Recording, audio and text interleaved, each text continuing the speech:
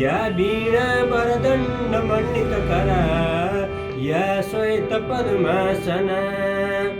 या परमाच्युतशङ्कर प्रवृत्तिर्देवै सदा वन्दिता सा मां पातु सरस्वती भगवती निशेषजड्यपहा शुक्लां वरमा विचारसार परमा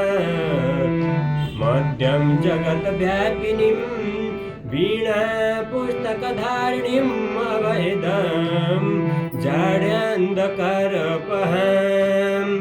हस्ते स्फटमालिकां विदधतीं पद्मासने संस्थितां वन्दे तां परमेश्वरीं भगवतीं बुद्धिं प्रदां शारदां सरस्वती माता को जय।